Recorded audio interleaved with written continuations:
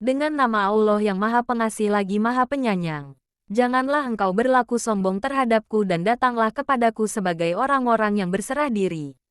Mendapat surat seperti itu, Ratu Balkis pun meminta pendapat dari orang-orang kepercayaannya di kerajaan. Wahai para pembesar, berilah aku pertimbangan dalam urusanku ini. Aku tidak pernah memutuskan suatu urusan sebelum kamu hadir dalam majelisku, kata Ratu Balkis. Kita memiliki kekuatan dan ketangkasan yang luar biasa untuk berperang, tetapi keputusan berada di tanganmu. Maka, pertimbangkanlah apa yang akan engkau perintahkan, ujar orang kepercayaan di kerajaan. Sesungguhnya raja-raja apabila menaklukkan suatu negeri, mereka tentu membinasakannya dan menjadikan penduduknya yang mulia jadi hina. Demikianlah yang mereka akan perbuat, kata Ratu Balkis.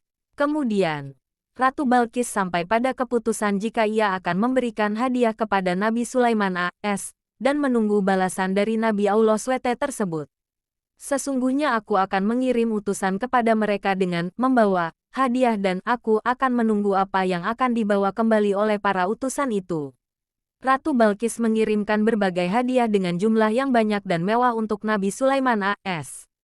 Mendapat beragam hadiah dari Ratu Balkis, Nabi Sulaiman AS tidak mau menerimanya. Ia kemudian mengirimkan pesan pada utusan negeri Sabah untuk menyampaikan pesannya kepada Ratu Balkis. Apakah kamu akan memberi harta kepadaku sebagai hadiah? Apa yang Allah berikan kepadaku lebih baik daripada apa yang Allah berikan kepadamu. Tetapi kamu merasa bangga dengan hadiahmu. Pulanglah kepada mereka dengan membawa kembali hadiahmu. Kami pasti akan mendatangi mereka dengan bala tentara yang tidak mungkin dikalahkan. Kami pasti akan mengusir mereka dari negeri itu, Sabah, dalam keadaan terhina lagi tunduk. Begitu pesan dari Nabi Sulaiman AS untuk Ratu Balkis. Saat utusannya kembali ke negeri Sabah dan mendengar pesan dari Nabi Sulaiman AS, Ratu Balkis kemudian hendak datang ke istana Nabi Sulaiman AS. Sementara itu, Nabi Sulaiman AS berunding dengan para pembesarnya di istana. Nabi Allah SWT tersebut bertanya kepada para pembesar serta bala tentaranya siapa yang sanggup memindahkan istana Ratu Balkis ke istananya. Wahai para pembesar, siapakah di antara kamu yang sanggup membawakanku singgasananya sebelum mereka datang menyerahkan diri? Setelahnya, makhluk dari golongan jin muslim yang disebut Ifrit menawarkan diri. Jin Ifrit menyebutkan bahwa dirinya bisa membawa istana Ratu Balkis ke istana Nabi Sulaiman AS. Sebelum Nabi Sulaiman AS berdiri dari tempat duduknya dan riwayat lain mengatakan hanya sekejap mata. Akulah yang akan membawanya kepadamu sebelum engkau berdiri dari singgasanamu.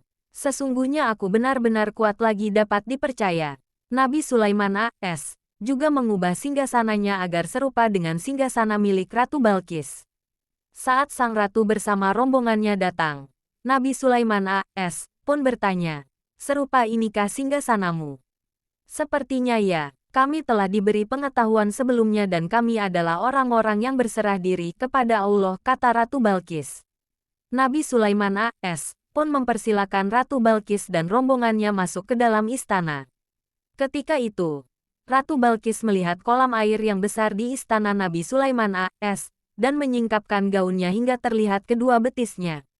Kemudian, Nabi Sulaiman AS mengatakan bahwa itu adalah lantai yang terbuat dari kaca sehingga kejernihannya tampak seperti kolam sungguhan. Sesungguhnya ini hanyalah lantai licin, berkilap, yang terbuat dari kaca, ucap Nabi Sulaiman AS. Lalu, Ratu Balkis yang terpesona akan kebesaran Tuhan yang diutus melalui Nabi Sulaiman AS, berkata, "Ya Tuhanku, sesungguhnya aku telah berbuat zalim terhadap diriku. Aku berserah diri bersama Sulaiman kepada Allah, Tuhan semesta alam.